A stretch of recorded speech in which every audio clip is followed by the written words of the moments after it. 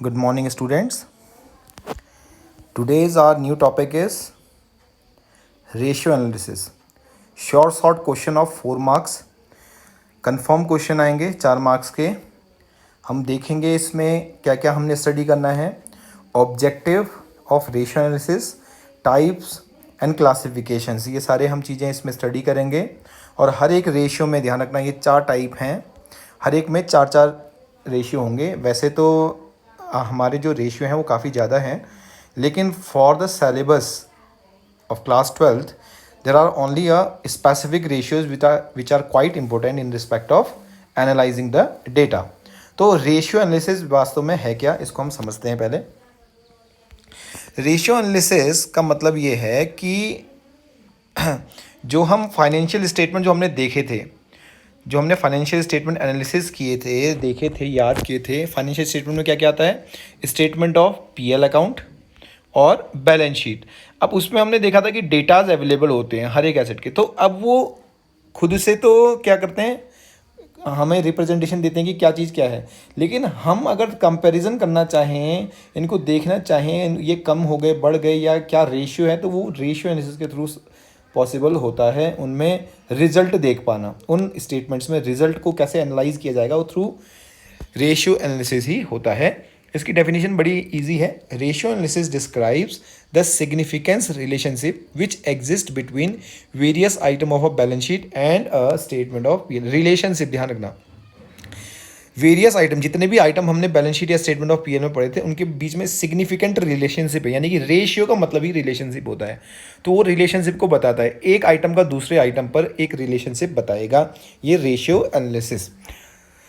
It is possible to assess the profitability, solvency. Profitability मतलब लाभदायकता को, solvency मतलब कि क्या वो लोन का पेमेंट कर पाएगा. solvency का मतलब हमेशा ध्यान रखना ये होता है कि the organization is capable enough in respect of repayment obligation. क्या वो रीपेमेंट ऑब्लिगेशन यानी कि जो उसने लोन उधार ले रखा है उसको पेमेंट करने में वो सक्षम है या नहीं है. और एफिशिएंसी को जानना थ्रू टेक्निक्स, इसी टेक्निक के थ्रू. ये रेशियो एनालिसिस का मूल मकसद रहेगा. ऑब्जेक्टिव्स में भी यही है, to provide a deeper analysis of the profitability. ये डीपर एनालिसिस है. इन्फॉर्मेशन मेकिंग द, अच्छा, कोई रिजल्ट को डिस्क्राइब यानी कि किसी रिजल्ट तक पहुंचने के लिए इन्फॉर्मेशन प्रोवाइड करता है क्रॉस सेक्शनल के रूप में. To know the area of the business which need more attention. Ratio analysis क्या बताएगा कि एक एस्पेक्ट बता देगा और ये बताएगा कि रिलेशनशिप एक यूनिट का दूसरे यूनिट में कितना, एक आइटम का दूसरे आइटम में क्या रिलेशनशिप है और क्या इनको इम्प्रूवमेंट करने की ज़रूरत होगी. तो ये सारी चीज़ें, know about the potential area, और किस में हमें और पोटेंशियल मिल सकता है, यानी कि ग्रे एरिया भी बता रहा है, और एडवांटेज हमें किस में मिल सकता है वो भी बताएगा. To provide information derived from the financial statement useful for making projection. Future के लिए रिजल्ट्स, यानी कि फ्यूचर के लिए जो प्रोजेक्ट बनाने हैं, फ्यूचर के जो प्लानिंग करनी है, उसके लिए भी ये ज़रूरी होता है. कितने तरह के रेशियो हैं कैटेगरी के? तो 4 तरह के रेशियो हमारे पास हैं. लिक्विडिटी मतलब होता है, लिक्विडिटी का सीधा संबंध होता है conversion of any asset into cash, किसी एसेट्स को कैश में कन्वर्ट करने की. तो लिक्विडिटी सामान्यतया करंट एसेट्स और करंट लायबिलिटी से रिलेटेड होता है. लिक्विडिटी रेशियो किससे रिलेटेड होता है? Current assets and current liability. क्योंकि लिक्विडिटी उन्हीं में पॉसिबल है. जो लॉन्ग टर्म एसेट्स हैं वो लिक्विड नहीं होती, क्योंकि उनको ईजिली कन्वर्ट नहीं किया जा सकता कैश में, क्योंकि वो उनको बेचने के लिए नहीं होती. तो लिक्विड रेशियो में हम क्या पढ़ेंगे? To meet its commitments. Commitment यानी कि कौन से कमिटमेंट की बात कर रहा है? ये शॉर्ट टर्म कमिटमेंट, जिसे करंट लायबिलिटी बोला जाता है. लिक्विडिटी रेशियो में देखें, बिजनेस नीड लिक्विड फंड्स, यानी कि इमीडिएट पेमेंट करने के लिए उसको लिक्विड फंड्स, यानी कि ऐसे फंड्स जो कि कैश में कन्वर्ट हो सकते हैं, उन फंड्स की जरूरत होती है. Liquidity of business refers to the firm's ability to meet the current obligation, that is short term obligation which are lesser than 1 year. ठीक है. तो ये लिक्विड रेशियो यहाँ पर कोई स्पेसिफिक है, ध्यान रखना, हमारे सिलेबस में कम ही रेशियो हैं, तो जितने रेशियो होंगे वो पढ़ेंगे, लेकिन ज़्यादा हमको स्टडी करने की ज़रूरत नहीं है, बहुत सारी बुक्स में एक्स्ट्रा भी दिए हुए हैं. Solvency ratio, capacity of a firm. ये कैपेसिटी बताएगा फर्म की क्या वो केपेबल इनफ है लॉन्ग टर्म के लोन का पेमेंट करने के लिए. ये जो स्टेक होल्डर है उनके पेमेंट कर सकता है या नहीं कर सकता. Ability to make the contractual obligation, जो बड़े बड़े ऑब्लिगेशन है उसको पूरा करेगा नहीं करेगा, ये कहलाता है सॉल्वेंसी रेशियो में हम स्टडी करेंगे। एक्टिविटी या टर्नओवर रेशियो, टर्नओवर रेशियो नाम ही टर्नओवर है तो ये सेल पे बेस्ड होते हैं। टर्नओवर रेशियो ये बताएंगे कि सेल का किसी अलग आइटम के साथ क्या रिलेशनशिप रहता है, जैसे प्रॉफिट और सेल का क्या रिलेशनशिप है, नेट प्रॉफिट और सेल का क्या रिलेशनशिप है, कॉस्ट ऑफ गुड्स सोल्ड और सेल्स का क्या रिलेशनशिप है। तो ये जो रिलेशनशिप है ये बताएंगे टर्नओवर के बेसिस पे, यानी कि टर्नओवर रेशियो में हम ये पढ़ेंगे। प्रॉफिटेबिलिटी रेशियो में हम देखेंगे कि प्रॉफिट का अदर आइटम में कितना इम्पैक्ट पड़ता है। Profitability ratio refers the analysis of the profit, हम प्रॉफिट को एनालाइज करेंगे in relation of the revenue from operation और फंड्स। रेवेन्यू फ्रॉम ऑपरेशन किसे कहते हैं, सामान बेचकर या सर्विस देकर जो पैसा आया था उसे रेवेन्यू कहते हैं, और फंड्स जो assets I employed in the business, जो बिजनेस में एम्प्लॉयड है। इसका मतलब साफ साफ ये है, प्रॉफिटेबिलिटी का मतलब समझ रहे हैं आप ये क्या होता है। यहाँ पर बहुत सारी चीज़ें हैं, केवल एक ही नहीं है, बहुत सारे रेशियो होते हैं।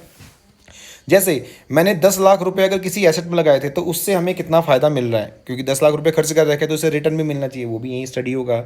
उसी प्रकार से हम देखेंगे कि एक किसी ऑर्गेनाइजेशन में प्रॉफिट कितना हुआ और उसका रिलेशनशिप क्या था, किससे, कैपिटल एम्प्लॉयड से, जितनी कैपिटल लगाई है, तो वो भी यही एनालिसिस करेंगे। तो ये प्रॉफिटेबिलिटी रेशियो में आते हैं। तो सबसे पहले शुरुआत करते हैं लिक्विडिटी रेशियो। तो लिक्विडिटी रेशियो में सबसे पहले आता है करंट रेशियो, CR, इसे CR शॉर्टकट में भी बोलते हैं। Current ratio is the relationship between, ध्यान रखना रेशियो एनालिसिस क्या है, एक रिलेशनशिप ही होता है, इसीलिए सारे रेशियो किसी न किसी रिलेशनशिप को बताएंगे। पहले मैं आपको ये क्लियर कर दूं, जो भी लिक्विडिटी रेशियो हम कैलकुलेट करेंगे वो फॉर्म किस फॉर्म में आते हैं, इस फॉर्म में, रेशियो की फॉर्म में आएंगे, अनुपात की फॉर्म में आएंगे। यानी कि जब भी इनको रिजल्ट आएगा 2:1, 1:2, इस तरह से हम इसको दिखाएंगे। सबसे पहला है करंट रेशियो। करंट रेशियो क्या है, current ratio is the relationship between current assets and current liability. ये करंट एसेट्स और करंट लाइबिलिटी के बीच के रिलेशनशिप को बताता है। आइडियल करंट रेशियो 2:1 होता है।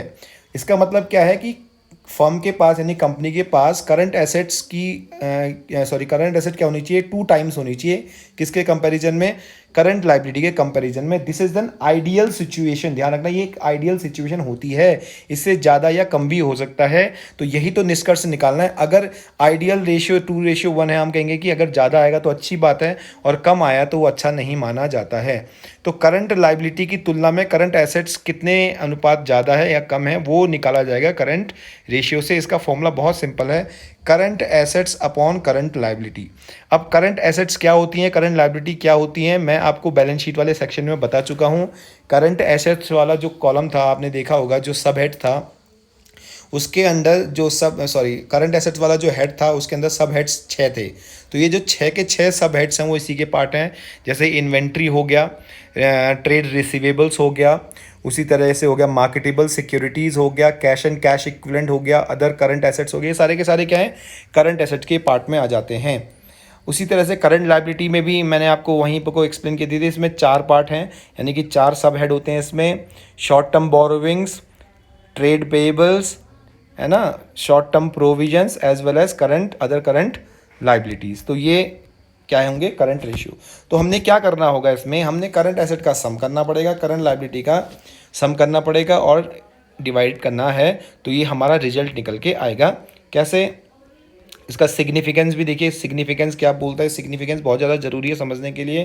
क्यों नहीं कहा जाता है, it provide a measure of degree to which current assets cover the current liability, यानी कि करंट लाइबिलिटी को पेमेंट करने के लिए हमारे पास करंट एसेट कितनी अवेलेबल है। तो ध्यान रखना, अगर हमारे पास करंट लाइबिलिटी ज़्यादा है कंपैरिजन टू करंट एसेट, इसका मतलब है हम करंट लाइबिलिटी का पेमेंट अपनी करंट एसेट से नहीं कर पाएंगे।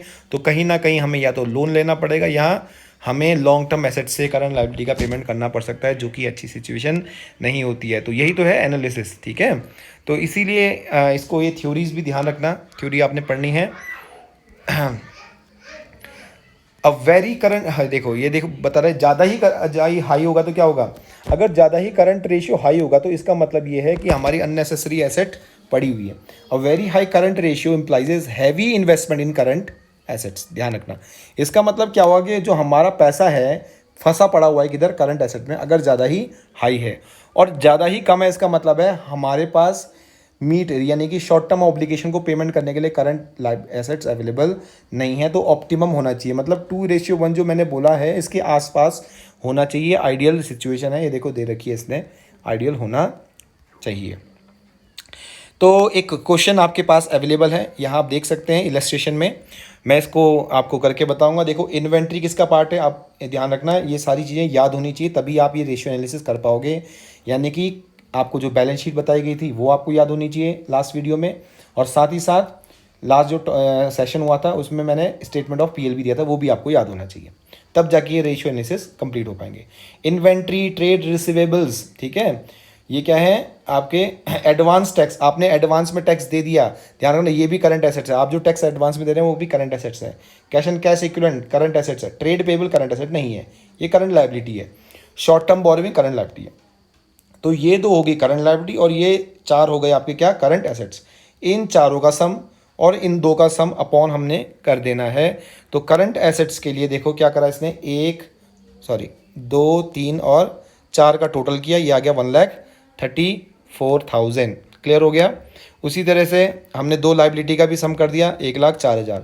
अब हमने जब कंपेयर किया करंट रेशियो निकाला, तो करंट एसेट्स ऊपर रख दिया हमने 1,34,000, करंट लाइबिलिटी नीचे रख दी और इसको रेशियो के फॉर्म में दिखाया। देखिए 1.29:1, इसका मतलब क्या है, हमारी करंट एसेट्स जो है करंट लाइबिलिटी की तुलना में ज़्यादा तो है, रिक्वायरमेंट को पूरा कर सकते हैं, लेकिन आइडियल अभी भी नहीं है। 2:1 एक आइडियल सिचुएशन होती है, उतना नहीं है, कम है, लेकिन फिर भी ये क्या कर सकती है, हमारी करंट ऑब्लिगेशन को कंप्लीट कर सकती है, क्योंकि उससे ज़्यादा ही है, करंट लायबिलिटी से क्या है, ये ज़्यादा ही है। तो इस तरह से हम इसका निष्कर्ष निकालेंगे।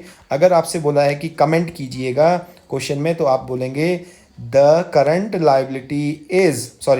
Assets is greater than the current liability, but it's not that much so that the current obligation may completely settle down.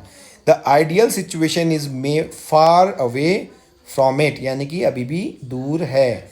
तो करंट एसेट्स में क्या करना चाहिए, थोड़ा इन्वेस्टमेंट और करना चाहिए, जिससे कि क्या हो सकता है, करंट लाइबिलिटी की कोई सिचुएशन आती है उसको सेटल डाउन करने की, तो पूरी की जा सके। ठीक है, इसी तरीके से ये क्वेश्चन भी होगा, इसमें आप देखिएगा। अच्छा, एक और तरीका है, देखो अब वही बात है, अगर आपको बैलेंस शीट याद है तो सारी चीज़ें संभव हैं। ठीक है, हमने बैलेंस शीट में क्या देखा था, मैं आपको बैलेंस शीट के एक बार मेन हेड के बारे में बता देता हूँ। हमने देखा था इक्विटी एंड लाइबिलिटी, एक हेड था, इक्विटी एंड लाइबिलिटी एक हेड था, और दूसरी साइड था एसेट्स। हमने देखा एसेट्स में दो हेड थे, क्या था, एक नॉन करंट एसेट्स और दूसरा था करंट एसेट्स। याद आया आपको, बिल्कुल। तो non current assets plus current asset equals to total assets, और टोटल एसेट्स किसके बराबर होती है, हमेशा आपको पता ही है किसके बराबर होती है, लाइबिलिटी के बराबर होती है। और लाइबिलिटी का क्या था, लाइबिलिटी का फॉर्मूला था शेयर होल्डर फंड, ठीक है, plus non current liability plus current liability, यही तो है। अगर मैं ये कहूँ कि ये जिसे बोल सकते हैं share holder fund non current liability plus current liability equals to non current asset current asset, आप बोलोगे बिल्कुल ठीक है। तो अगर करंट एसेट्स मुझे निकालना हो, ध्यान रखा, इस फॉर्मूले से आप कोई भी एसेट निकाल सकते हो। करंट एसेट का कैलकुलेशन कैसे हो पाएगा, जरा बता सकते हैं, बिल्कुल इन तीनों को आपने जोड़ना है, इसमें से माइनस कर दोगे, नॉन करंट एसेट्स को माइनस कर दोगे तो क्या निकल आएगी, करंट एसेट निकल आएगी। कभी कभार क्वेश्चन इस तरह से भी दिए होते हैं, ध्यान रखना, जो उसके मेजर हेड है उनको आपने कंठस्थ यानी लर्न करना है, so that you can modify the term as per your requirement. Okay, now the situation arises here like this, total assets, हमें पता है total asset is the sum of non current assets plus current assets, ये भी ध्यान रखना। तो हमें total asset दी हुई है 3 लाख, नॉन करंट लाइबिलिटी देखो कितनी दी हुई है, नॉन करंट लाइबिलिटी दी है 80,000, ये लाइबिलिटी का पार्ट है। शेयर होल्डर फंड ये भी लाइबिलिटी का पार्ट है। ये देखिए fixed assets, non current investment. अब देखिए, अब मैं आपको कुछ चीज़ें क्लियर कराना चाहता हूँ। यहाँ क्या चीज़ें हमारे पास अवेलेबल है, fixed asset is the part of non current assets, non current investment is the part of non current asset, यानी कि ये दोनों के दोनों नॉन करंट एसेट्स हैं। ये क्या है, non current assets plus current assets equals to total asset. ठीक है, क्लियर हो गया। तो नॉन करंट एसेट्स तो जी आपको दे रखी है, नॉन करंट एसेट दे रखी है, देखो ये फिक्स्ड एसेट्स और नॉन करंट इन्वेस्टमेंट दोनों किसके पार्ट है? Non current asset. तो आपको क्या चीज़ नहीं दी है? करंट एसेट नहीं दी है। तो कैसे निकालोगे करंट एसेट? बहुत ईजी है। करंट एसेट निकालने के लिए हमें क्या करना पड़ेगा? इस 3 लाख में से इन दोनों वैल्यूज़ को माइनस कर देना होगा। ये दोनों वैल्यू कितने की है? 2,60,000। 3 लाख में से अगर 2,60,000 में माइनस करता हूँ तो हमारे पास करंट एसेट क्लियर आ जाती है कितनी? 40,000 रुपये की करंट एसेट्स आ जाती हैं। तो करंट एसेट कितनी हो गई? 40,000। क्लियर है? अच्छा, नेक्स्ट आते हैं। अब हमारे पास ज़रूरत है करंट लायबिलिटी की ज़रूरत है हमें। तो करंट लायबिलिटी कहीं पे भी नहीं दिख रही, तो कोई बात नहीं, हमारे पास एक और फॉर्मूला है।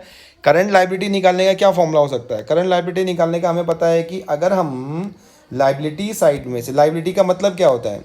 लायबिलिटी का मतलब साफ साफ है, इक्विटी एंड लायबिलिटी जो मेजर हेड है उसमें 3 हेड होते हैं। कौन कौन से? शेयर होल्डर फंड हमें पता है, नॉन करंट लायबिलिटी हमें पता है, उसके बाद है करंट लायबिलिटी।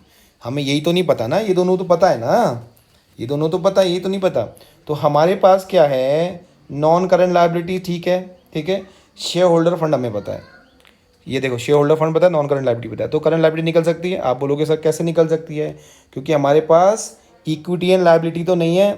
तो अभी अभी इससे पहले वाले जो टॉपिक, सॉरी इससे पहले जो 2 मिनट पहले मैंने आपको बताया था, इक्विटी एंड लायबिलिटी यानी कि लायबिलिटी इक्वल्स टू क्या होती है? एसेट होती है। तो हमें टोटल एसेट तो दे रखी है ना, तो टोटल एसेट अगर 3 लाख है तो इसका मतलब है लायबिलिटी भी 3 लाख ही होगी। लायबिलिटी भी कितनी होगी? 3 लाख, क्योंकि बैलेंस शीट में दोनों साइड सेम होती हैं।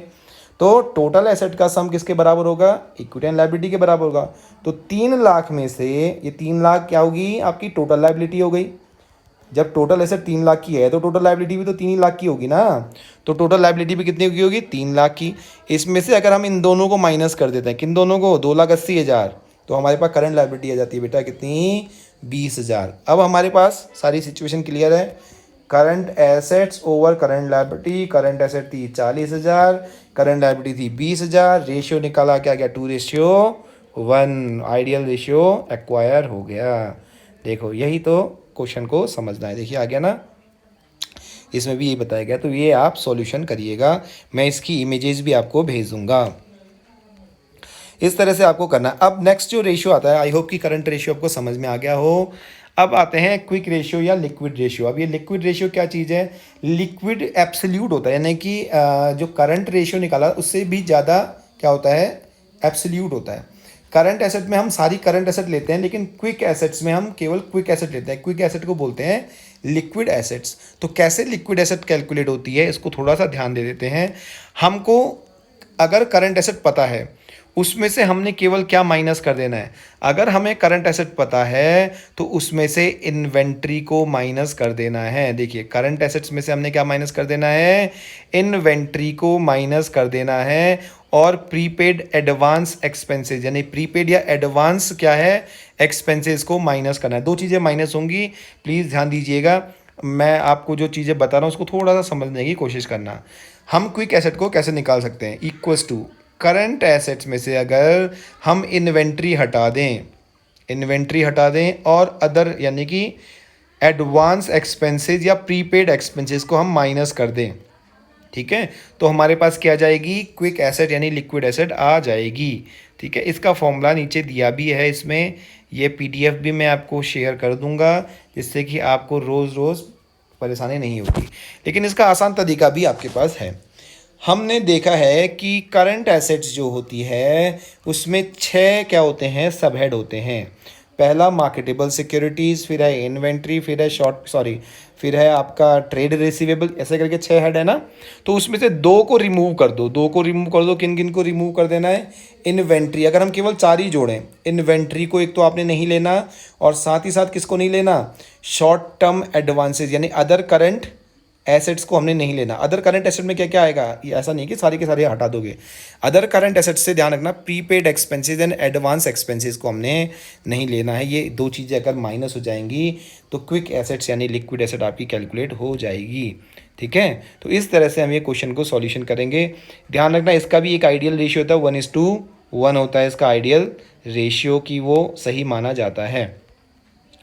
क्योंकि लिक्विड एसेट से ही हम किसका सेटलमेंट कर सकते हैं, करंट लायबिलिटी का सेटलमेंट कर सकते हैं। लिक्विड को एसेट टेस्ट रेशियो भी बोला जाता है। एसेट टेस्ट रेशियो का मतलब होता है, इसमें हम इन्वेंट्री को क्यों हटा रहे हैं।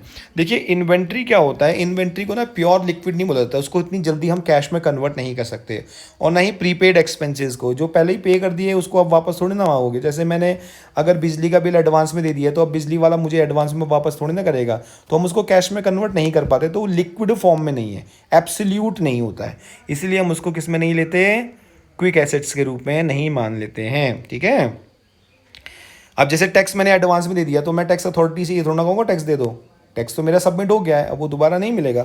ठीक है, तो आगे आते हैं, ये आपके पास सिचुएशन आ जाती है। देखो आपने क्या निकालना है, कैलकुलेट द क्विक रेशियो। जब क्विक रेशियो निकालना है तो इन्वेंट्री की तो ज़रूरत ही नहीं है, इन्वेंट्री हमें नहीं चाहिए, हमें केवल चाहिए ट्रेड रिसीवेबल, एडवांस टैक्स भी नहीं चाहिए, एडवांस या प्रीपेड एक्सपेंस हमें नहीं चाहिए, हमें चाहिए कैश एंड कैश इक्विवेलेंट, हमें चाहिए पेएबल है, ये रिसीवेबल नहीं है। देखिए जो ऊपर वाला क्वेश्चन था वही क्वेश्चन है, हमने ऊपर करंट एसेट्स में 4 के 4 चीज़ें ली थी, ऑब्वियसली करंट एसेट में चारों हैं, लेकिन क्विक एसेट्स में 2 चीज़ें इसमें नहीं शामिल होंगी, एक तो इन्वेंट्री क्विक एसेट में शामिल नहीं होगी, एक एडवांस टैक्स शामिल नहीं होगा, केवल ये 2 ही एसेट किस में शामिल हो जाएंगी, लिक्विड एसेट में शामिल हो जाएंगी, यानी क्विक एसेट में शामिल हो जाएंगी। तो हमने टोटल करा तो टोटल आया इन दोनों का 80,000 रुपये, केवल कितना आया 80,000, और करंट लायबिलिटी तो पहली जितनी 1,40,000 है। तो इस हिसाब से हमारे पास रेशियो है 0.77:1, जो कि आइडियल सिचुएशन नहीं है। इसका मतलब our liquid asset is not sufficient to repay the current obligation in respect of current liability. ठीक है, ये करंट लाइबिलिटी को पे करने के लिए सफिशिएंट नहीं है, ये आप बनाएंगे इसमें। ठीक है, आज मैं केवल लिक्विड रेशियो को ही बताऊंगा।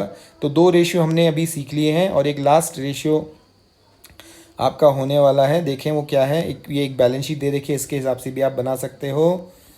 करंट रेशियो के बाद है, देखें क्या है सिलेबस के अकॉर्डिंग, ये तरह तरह के बहुत सारे क्वेश्चंस हैं, आप रिवाइज़ कीजिएगा इन्हीं क्वेश्चंस को। अगर आपने रिवाइज़ किया तो अच्छा, एक क्वेश्चन देखिए बढ़िया सा आया हुआ है, मैं इसको पहले आपको सॉल्व करवाता हूँ, फिर जाके आप आगे का क्वेश्चन करेंगे।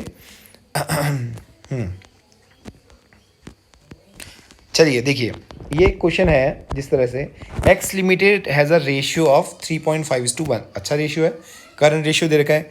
क्विक रेशियो क्या है, 2:1 है। If the excess of current and quick assets represent by the inventory, ये कह रहा है कि, अच्छा ये क्या कह रहा है, देखो हमें पता है कि अभी अभी हमने सीखा था करंट एसेट्स में से अगर हम इन्वेंट्री इन्वेंट्री को और साथ ही साथ प्रीपेड या एडवांस एक्सपेंसेस या टैक्स को माइनस करते हैं तो क्विक एसेट निकल आती है, क्विक एसेट निकल आती है। तो इसका मतलब साफ साफ हो गया, क्विक एसेट्स यानी लिक्विड एसेट्स और करंट एसेट्स का जो डिफरेंस होता है वो या तो इन्वेंट्री होगा या प्रीपेड एक्सपेंस होगा। ठीक है, तो ध्यान रखना जब भी डिफरेंस की बात आती है, जब फॉर्मूला लगाना बोलो ठीक है, जब भी डिफरेंस की बात आती है उस केस में जो डिफरेंस होता है उसको हम जनरली इन्वेंट्री मानते हैं, डिफरेंस को हम जनरली क्या मानते हैं, इन्वेंट्री, और यही यहाँ पे भी दिया हुआ है। If the excess of current asset, ये कह रहा है कि अगर करंट एसेट जो है क्विक एसेट से ज़्यादा है और उसका जो डिफरेंस है उसको किस नाम से जाना जाता है, इन्वेंट्री के नाम से, तो करंट एसेट्स और करंट लायबिलिटी निकालो। कैसे निकालेंगे, बहुत आसान है, मैं तुम्हें बता देता हूँ किस तरह से निकालेंगे। आप इसके सॉल्यूशन के थ्रू भी निकाल सकते हो, मैं भी आपको बताता हूँ कैसे निकालेंगे। देखिए हमें पता है जो रेशियो आपको दिया होगा उसको आपने फॉर्मूला लगा देना है बेटा। ठीक है, जो भी रेशियो आपको दिया होगा उसका आपने क्या लगाना है, फॉर्मूला। तो करंट रेशियो का फॉर्मूला क्या होता है, आप बोलोगे sir current assets over current liability.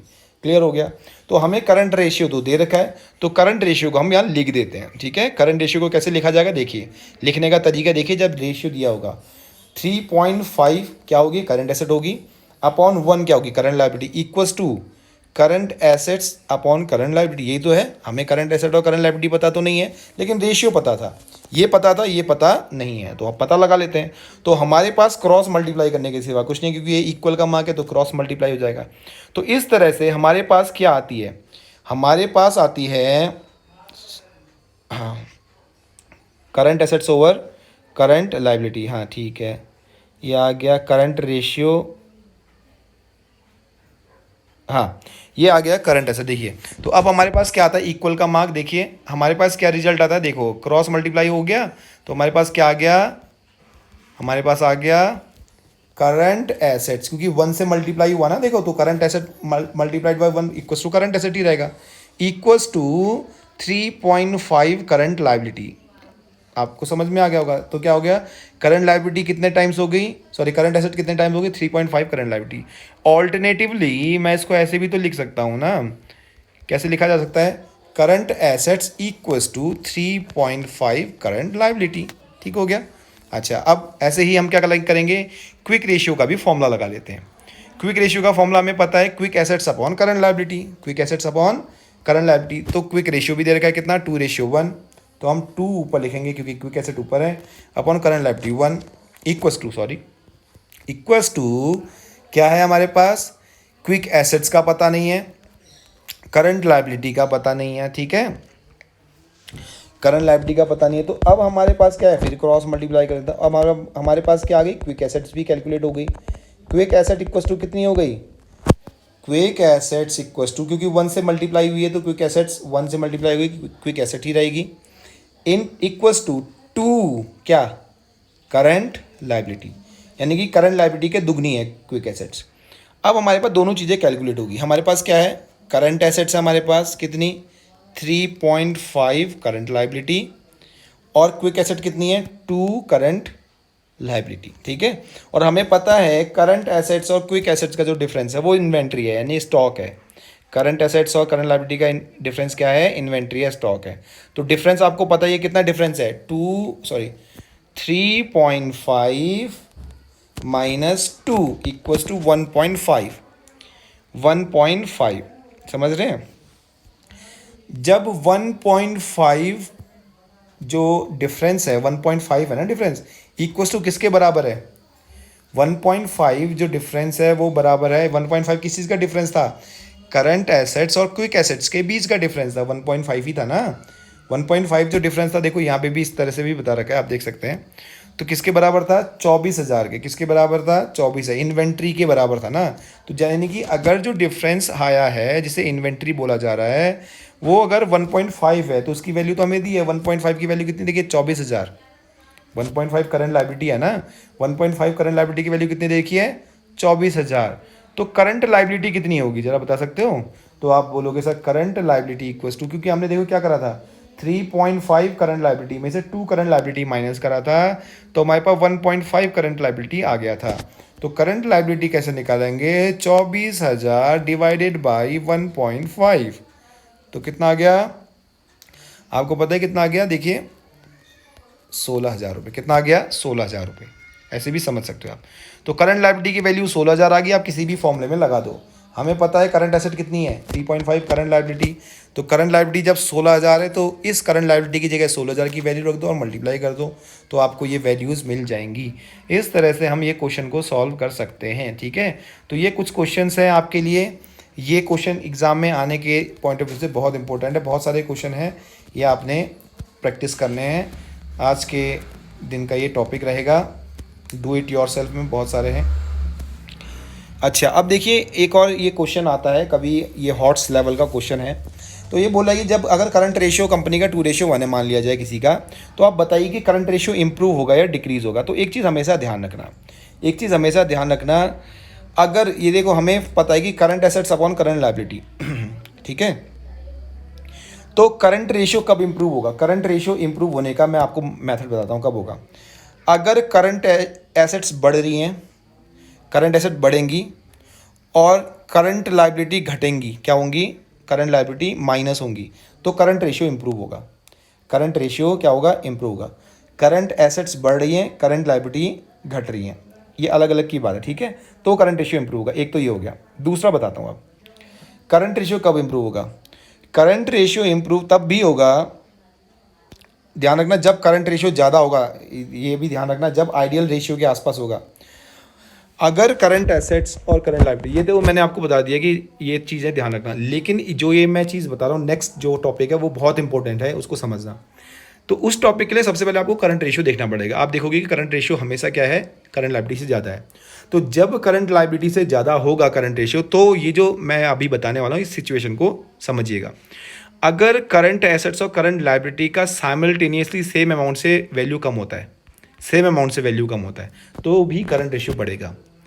मान लीजिए 5,000 रुपये से करंट लायबिलिटी क्या हो गई, कम होगी। जैसे सपोज करते हैं कैश एक करंट एसेट है और क्रेडिटर एक करंट लायबिलिटी है।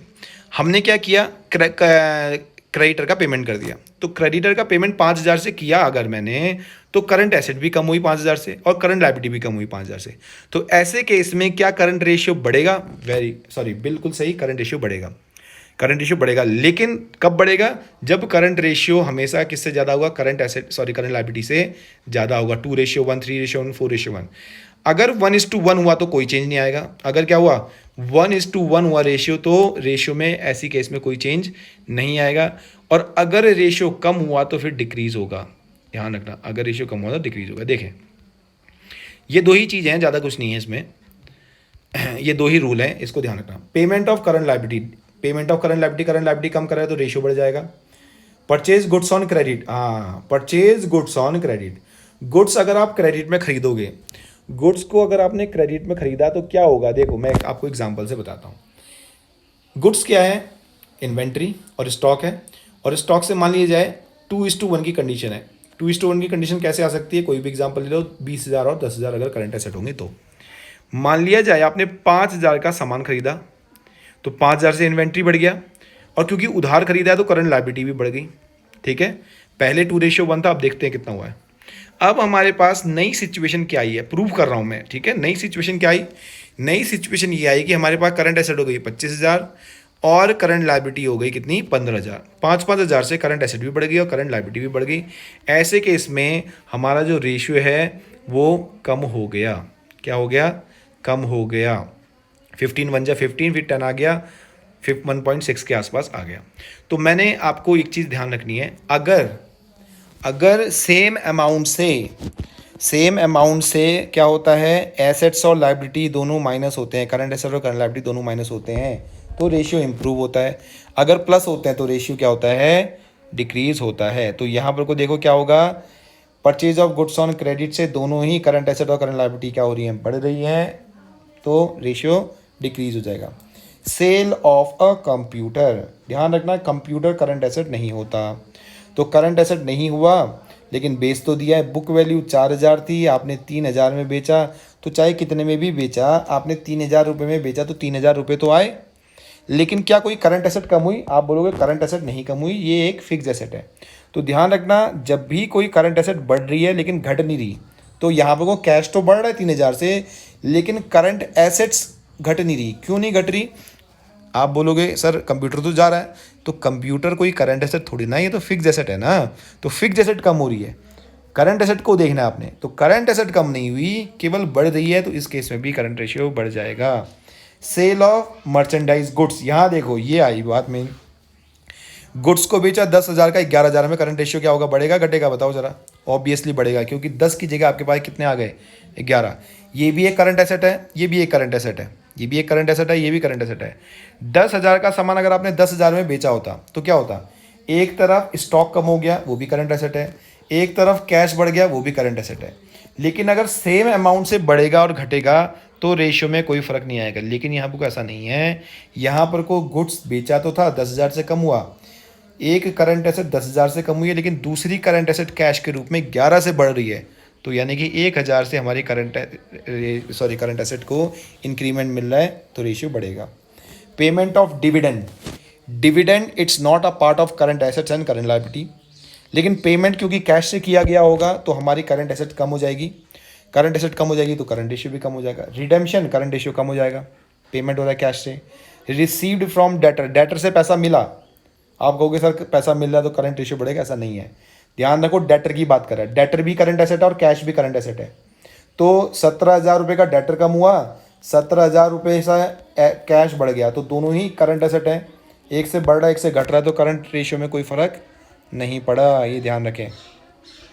तो इस तरह से हम क्वेश्चन को सॉल्व करेंगे, इसके सॉल्यूशन भी नीचे दे रखे हैं, आप इसको पढ़ सकते हैं। ठीक है, तो फिलहाल आपका मेरे ख्याल से इतना ही है, नहीं तो अगर और कुछ होगा तो मैं आपको और भी बताऊंगा।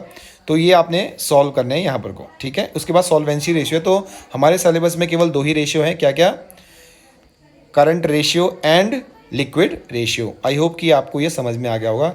हाँ, एक और चीज़ का रेशियो मैं आपको बता दूं ज़रा। वर्किंग कैपिटल क्या होती है? The difference of current asset and current liability. आपको हो सकता है इन फॉर्मूले में यहाँ पर वो काम आ जाए। वर्किंग कैपिटल का फॉर्मूला क्या होता है? करंट एसेट में से जब हम करंट लायबिलिटी माइनस करते हैं तो वो होती है वर्किंग कैपिटल। तो बेटा आज के लिए इतना ही है। आई होप कि आपको ये सारे इलस्ट्रेशन समझ में आ जाएंगे, और जो भी डाउट होगा आप मुझसे प्लीज़ पूछिएगा, ठीक है। और इसके रिगार्डिंग मैं PDF और जो इमेजेस हैं वो शेयर कर दूंगा। Thank you very much.